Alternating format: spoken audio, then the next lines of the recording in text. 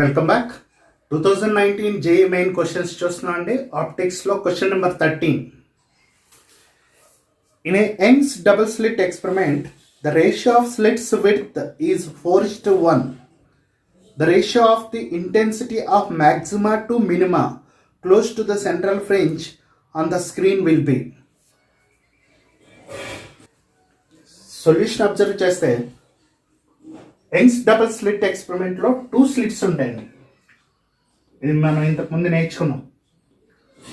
ఇక్కడ నుంచి source of light నుంచి లైట్ ఈ హోల్స్ నుంచి అంటే ఈ స్లిట్స్ నుంచి స్ప్రెడ్ అవుతున్నప్పుడు మనం నేర్చుకున్నాం లైట్ రెండు వైపులా స్ప్రెడ్ అవుతుంది.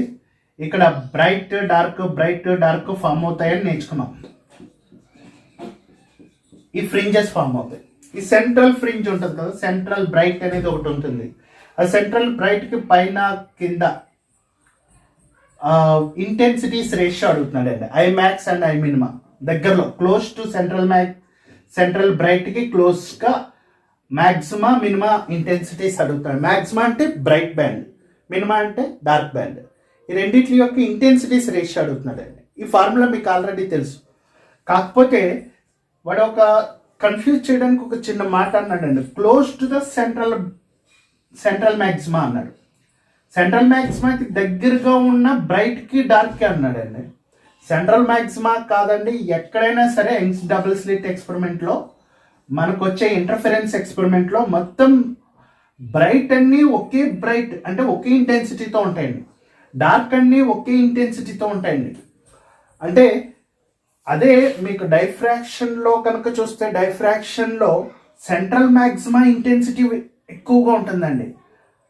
మళ్ళీ నెక్స్ట్ మ్యాక్సిమాస్ ఉంటాయి. ఫస్ట్ మ్యాక్సిమా, సెకండ్ మ్యాక్సిమా, థర్డ్ మ్యాక్సిమా ఇంటెన్సిటీ గ్రాడ్యువల్గా తగ్గిపోతుందండి. అది డైఫ్రాక్షన్ ఎక్స్పెరిమెంట్లో. ఇది యంగ్స్ డబుల్ స్లిట్ అంటే ఇంటర్ఫరెన్స్ ఎక్స్పెరిమెంట్లో అన్ని మ్యాక్సిమాస్కి సేమ్ ఇంటెన్సిటీ ఉంటుంది, అన్ని మినిమాస్కి సేమ్ ఇంటెన్సిటీ ఉంటుంది. వాడు క్లోజ్ టు సెంట్రల్ మ్యాక్సిమా అన్నాడని ఇక్కడేదో ఇంటెన్సిటీ ఎక్కువగా ఉంటుంది తక్కువగా ఉంటుంది అని అనుకోకూడదు. ఓకే, ఇప్పుడు వాడు అడుగుతున్న క్వశ్చన్ ఏంటంటే బ్రైట్ బ్యాండ్ అంటే మ్యాక్సిమా యొక్క ఇంటెన్సిటీ మినిమా యొక్క ఇంటెన్సిటీ రేషియో అడుగుతున్నాడండి. ఈ ఫార్ములా మీకు ఆల్రెడీ మనం ఇంతకుముందు క్వశ్చన్స్లో నేర్చుకున్నాం.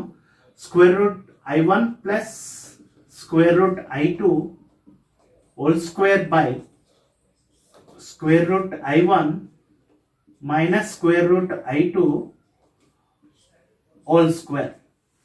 ఇక్కడ I1 I2 ఏంటి అంటే ఈ స్లిట్స్ నుంచి వచ్చే లైట్ యొక్క ఇంటెన్సిటీస్. ఇక్కడ I1 ఇంటెన్సిటీతో లైట్ వస్తుంది, ఇక్కడ I2 ఇంటెన్సిటీతో లైట్ వస్తుంది. ఇప్పుడు జాగ్రత్త వినండి. వాడు ఐమాక్స్ బై ఐ మినిమా అడిగాడు, కానీ వాడు ఇచ్చిన రేషియో ఏంటంటే స్లిట్ విడ్త్ రేషియో ఇచ్చాడు. అంటే ఇది ఫస్ట్ స్లిట్, ఇది సెకండ్ స్లిట్ అనుకుంటే ఈ స్లిట్ విడ్త్ అంటే ఇది ఎంత వెడల్పు ఉంది ఆ విడ్త్ రేషియో ఇచ్చాడండి. W1/W2. ఈ ఆన్సర్ ఈ వాల్యూ ఎంత ఇచ్చాడంటే 4/1 అని ఇచ్చాడండి స్లిట్ విడ్త్ రేషియో. మనకి స్లిట్ విడ్త్ ఫార్ములా తెలియదు, కానీ ఒకటి గుర్తుపెట్టుకోండి, యాంప్లిట్యూడ్ అనేది స్లిట్ విడ్త్కి ప్రపోర్షనల్గా ఉంటుందండి. యాంప్లిట్యూడ్ ఆఫ్ లైట్ అంటే ఇక్కడ నుంచి వచ్చిన లైట్ యొక్క యాంప్లిట్యూడ్ A1 అని అనుకున్నాం అనుకోండి, ఎక్కడి నుంచి వచ్చిన లైట్ యొక్క యాంప్లిట్యూడ్ A2 అనుకున్నాం అనుకోండి. ఆ యాంప్లిట్యూడ్ అంటే మీకు ఇంతకు ముందు చెప్పాను, లైట్ ఇలా వేవ్ ఫామ్లో వెళ్తున్నప్పుడు మ్యాక్సిమం డిస్ప్లేస్మెంట్ని యాంప్లిట్యూడ్ అంటాం. ఆ యాంప్లిట్యూడ్ అనేది స్లిట్ విడ్త్కి డైరెక్ట్లీ ప్రపోర్షనల్గా ఉంటుంది. విడ్త్ ఎక్కువగా ఉంటే యాంప్లిట్యూడ్ కూడా ఎక్కువగా ఉంటుంది. ఇక్కడ స్లిట్ విడ్త్ ఎక్కువగా ఉంటే ఇక్కడ యాంప్లిట్యూడ్ కూడా ఎక్కువగా ఉంటుంది. కానీ మనం ఇంతకుముందు నేర్చుకున్న క్వశ్చన్స్లో intensity is directly proportional to amplitude square. Intensity is directly proportional to amplitude square. So amplitude is directly proportional to width. Amplitude square is directly proportional to squaring on both sides. A square చేసామనుకోండి, square root cancel అయిపోయి width ఉంటుంది. అంటే intensity is directly proportional to width. అంటే I1/I2 ప్లేస్లో మనం ఏమని రాసుకోవచ్చు అంటే W1/W2 అని రాసుకోవచ్చు. I is directly proportional to width. కాబట్టి ఇక్కడ మనం ఏం చేయొచ్చు అంటే స్క్వేర్ రూట్ ఆఫ్ ఐ ప్లేస్లో ఏమని రాసుకోవచ్చు width, square root of W1 plus square root of W2 by square root of W1 minus square root of W2, ఈ రెండింటికి కలిపి హోల్ స్క్వేర్. మనకి వాడు ఇచ్చింది W1 బై W2. ఓకే, కాబట్టి బై వచ్చేలా చూసుకోవాలి. న్యూమరేటర్ అండ్ డినామినేటర్ని W2తో డివైడ్ చేద్దామండి, అండర్ రూట్ W2తో డివైడ్ చేద్దాం. అప్పుడు ఏమవుతుంది, ఇది square root of W1 by square root of W2 plus square root of W2తో డివైడ్ చేస్తే 1 బై, ఇక్కడ చూద్దామండి, square root of W1 by square root of W2 minus 1 whole square. ఇక్కడ చూడండి W1 బై W2 రేషియో ఇచ్చాడు ఎంతని 4/1 అని. మనం స్క్వేర్ రూట్ తీసుకున్నాం అనుకోండి, ఇక్కడ కూడా స్క్వేర్ రూట్ తీసుకున్నాం అనుకోండి 2/1 అని వస్తుంది, అంటే 2 అని తీసుకోవచ్చు. So square root of W1 by W2 మనం ఏమని రాసుకోవచ్చు, 2 plus 1 by 2 minus 1 whole square. 2 plus 1 అంటే 3 square 9 by 2 minus 1 square 1. So 9:1 is the answer. Option C is the right answer. 9:1. Question number 14 చూద్దామండి. The graph shows how the magnification M produced by a thin lens varies with image distance V. What is the focal length of the lens used? The graph shows how the magnification M produced by a thin lens varies with image distance. ఇక్కడ graph ఇచ్చాడండి, అక్కడ x axis మీద image distance, y axis మీద magnification ఇస్తే image distance మారే కొలది magnification ఎలా ఉంటుందో ఒక గ్రాఫ్ ఇచ్చాడు. అయితే what is the focal length of the lens used, focal length calculate చేయాలి. అంటే ఈ గ్రాఫ్లో ఇచ్చిన డేటాని బేస్ చేసుకుని ఫోకల్ లెంగ్త్ క్యాలిక్యులేట్ చేయాలన్నమాట. ఓకే, సొల్యూషన్ అబ్జర్వ్ చేస్తే ఇక్కడ ఈ గ్రాఫ్లో అండి మ్యాగ్నిఫికేషన్ వర్సెస్ ఇమేజ్ డిస్టెన్స్, అంటే ఒక లెన్స్ ముందు, ఇక్కడ లెన్స్ అని ఇచ్చారు క్వశ్చన్లో, లెన్స్ ముందు ఒక ఆబ్జెక్ట్ని ఎక్కడో వేరే ప్లేసెస్లో పెట్టాం, ఇమేజ్ డిస్టెన్స్ వచ్చింది. ఆ ఇమేజ్ డిస్టెన్స్ మారే కొలది, అంటే ఇమేజ్ డిస్టెన్స్ ఏ ఉన్నప్పుడు దాని మ్యాగ్నిఫికేషన్ M1 ఉంది, ఆ ఇమేజ్ డిస్టెన్స్ బి ఉన్నప్పుడు, అంటే ఏ ప్లస్ బి ఉన్నప్పుడు దాని మ్యాగ్నిఫికేషన్ M2 ఉంది. అయితే కనుక వాడి క్వశ్చన్లో ఏమంటున్నాడంటే ఆ లెన్స్ యొక్క ఫోకల్ లెంగ్త్ క్యాలిక్యులేట్ చేయమంటున్నాడు. ఆ లెన్స్ యొక్క ఫోకల్ లెంగ్త్ క్యాలిక్యులేట్ చేయాలి మనం. సో మనకి ఇచ్చిన data magnification, image distance, focal length calculate చేయమని. Magnification, image distance, focal length, ఈ మూడు కలిపిన ఫార్ములా మనకి ఇంతకుముందు క్వశ్చన్స్లో నేర్చుకున్నాం. ఏంటి ఆ formula? M is equal to F minus V by F. మీకు మ్యాగ్నిఫికేషన్కి ఒక 4 ఫార్ములాస్ ఇచ్చానండి లెన్సెస్కి. అందులో F minus V by F ఇది మ్యాగ్నిఫికేషన్ ఫార్ములా. ఇప్పుడు దీన్ని మనం M is equal to F by F అంటే 1 మైనస్ V by F అని రాసుకోవచ్చు కదండి. ఈ ఫార్ములా బేస్ చేసుకుని ఇప్పుడు మనం సొల్యూషన్ చేస్తున్నాం అనమాట. ఓకే, ఇప్పుడు జాగ్రత్తగా చూడండి. మ్యాగ్నిఫికేషన్ M1 ఎప్పుడు ఉందండి? ఇమేజ్ డిస్టెన్స్ ఏ ఉన్నప్పుడు, ఇమేజ్ డిస్టెన్స్ ఏ ఉన్నప్పుడు అప్పుడు మ్యాగ్నిఫికేషన్ M1 ఉంది. కాబట్టి M1కు ఫార్ములా రాసుకున్నాం అనుకోండి, అంటే if image distance is equal to A, image distance is equal to A, V value A ఉంటే కనుక M, అప్పుడు M1 ఏమవుతుంది చెప్పండి ఫార్ములా. M1 యాక్చువల్లీ ఫార్ములా ఏంటి? 1 మైనస్ ఇమేజ్ డిస్టెన్స్ అంటే A, image distance is equal to A కదా, image distance by focal length. ఇది equation 1 అని అనుకుందాం. అలాగే ఇప్పుడు ఇమేజ్ డిస్టెన్స్ ఈ ఏ ప్లస్ బి, మొత్తం ఏ ప్లస్ బి ఉన్నప్పుడు మ్యాగ్నిఫికేషన్ ఎంత ఉందండి? m2 ఉంది. కాబట్టి ఇప్పుడు image distance v is equal to a plus b ఉందనుకోండి, అప్పుడు మ్యాగ్నిఫికేషన్ ఏమని రాయొచ్చు, m2 అని రాయొచ్చు. Magnification formula 1 minus v by F. v అంటే మనకి a plus b by F. So ఇది ఈక్వేషన్ 2 అనుకున్నాను. కానీ వాడు ఇంకొక డేటా ఇచ్చాడండి, మనం ఎఫ్ క్యాలిక్యులేట్ చేయాలి, ఫోకల్ లెంగ్త్ క్యాలిక్యులేట్ చేయాలి. ఓకే, మనకి ఇంకొక డేటా ఏమి ఇచ్చాడు, ఇక్కడ చూడండి, ఇక్కడ m1 ఉంటే ఇక్కడ m2 ఉంటే ఈ రెండింటికి మధ్యలో డిస్టెన్స్ c అని ఇచ్చాడు. అంటే మనం ఏమని రాయొచ్చు, m2 but m2 minus m1 is equal to c అని రాయొచ్చు కదండి. అంటే c అంటే చూడండి m2 minus m1 is equal to c. So m2 value మనకు ఆల్రెడీ తెలుసు, 1 minus a plus b by F. Okay, minus m1 value అంటే 1 minus a by F, ఇక్కడ బ్రాకెట్ పెడదామండి, ఈజ్ ఈక్వల్ టు c. మనం calculate చేయవలసింది ఏంటండి, F value calculate చేయాలి, focal length.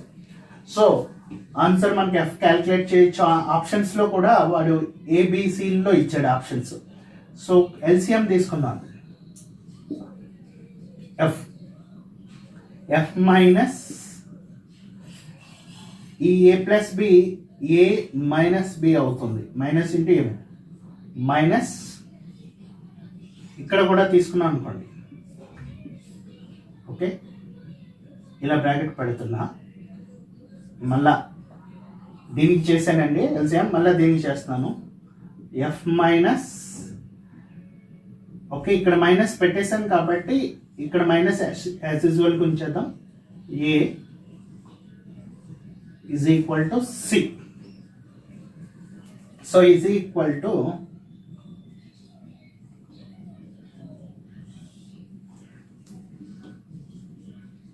F minus A minus B minus F plus A is equal to C. Plus F minus F cancel అయిపోయింది, plus A minus A cancel అయిపోయింది, minus A plus A cancel అయిపోయింది. అంటే ఇప్పుడు మీకు ఏం మిగిలింది, my is equal to which implies, ఇక్కడ which employees A. Okay, minus B is equal to, ఇక్కడ ఓన్లీ మైనస్ బి మిగిలింది, is equal to FC. Okay, which అంటే ఫైనల్గా మీరు ఏం ఆన్సర్ రాస్తారు, ఇక్కడ రాస్తున్నానండి మైనస్ బి. ఎఫ్ వాల్యూ కావాలి, therefore F is equal to minus B by C. మనం సైన్ కన్వెన్షన్లో చూసుకుంటే మైనస్ బి బై సి అండి. సైన్ తీసేస్తే, సైన్ కన్వెన్షన్ లేకుండా చెప్పాలనుకోండి, ఓన్లీ మ్యాగ్నిట్యూడ్ చూసాం అనుకోండి, F is equal to B by C. So answer option D is the right answer, B by C.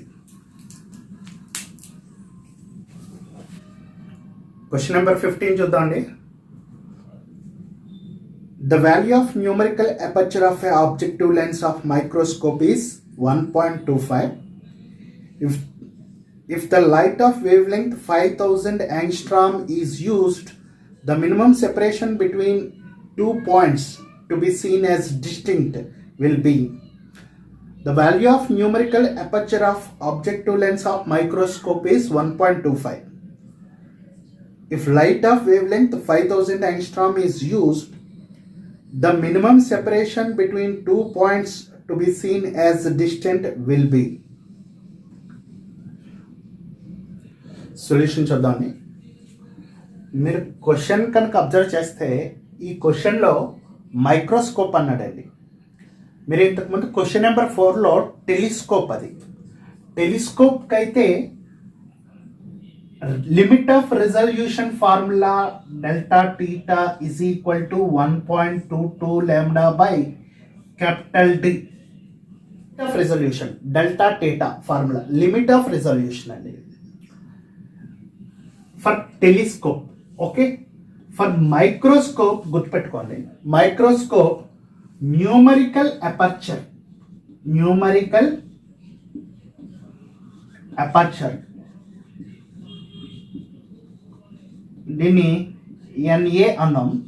ఈ న్యూమరికల్ అపర్చర్ ఫార్ములా ఏంటంటే, ఈ 1.22లో హాఫ్ ఆఫ్ ఎంత అండి 0.61 లాంబ్డా బై ఇక్కడ స్మాల్ డి అని తీసుకుందాం.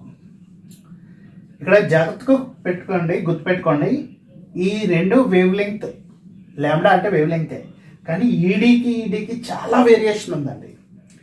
ఇక్కడ ఏంటంటే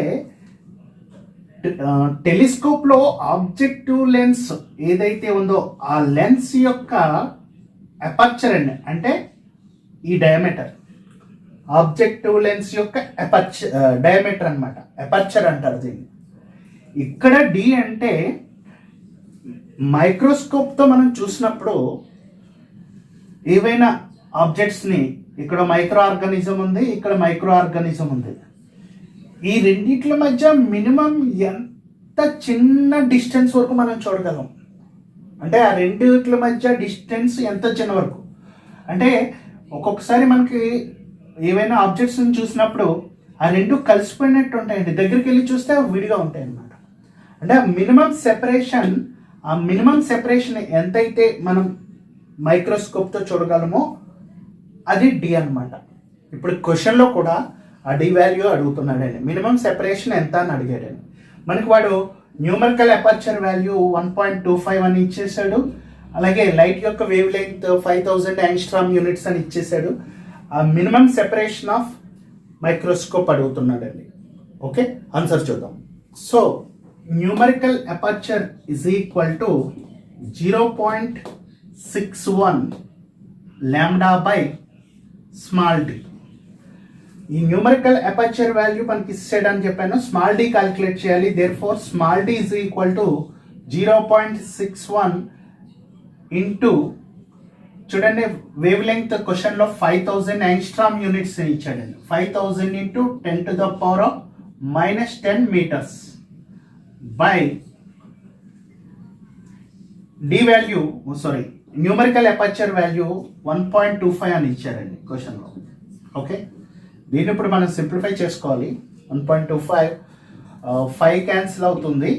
మీకు ఈజీగా అవడం కోసం ఈ పాయింట్ని ఇక్కడికి షిఫ్ట్ చేస్తామనుకోండి. 61 ఇంటూ 5000ని 5 ఇంటూ 10⁻, ఇక్కడ 3 అండి, ఇది -10 అంటే 10⁻⁻7 బై 125.